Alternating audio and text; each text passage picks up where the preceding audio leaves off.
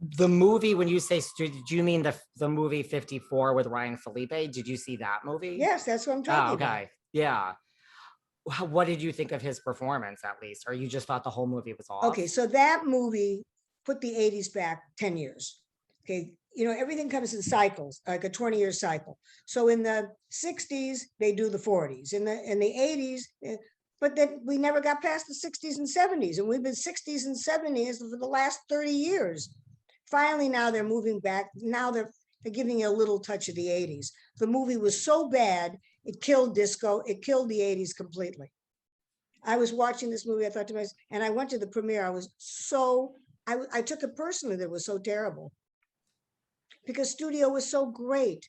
You know, it was such great energy. And don't forget, it was the last era of innocence. There were no cell phones. I mean, fax machine was just coming in. Now they don't even use fax machines anymore.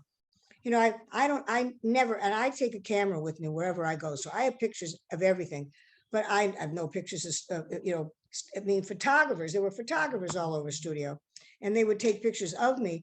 But I mean, thank God I had my cameras there, my television show. Otherwise, there wouldn't be any record of studio. There's a couple of people that took a couple of shots here and there, but I was completely obsessed by studio. People would say to me, "Where do you live?" I said, "Well, I live in Studio 54, but I keep an apartment on 68th Street."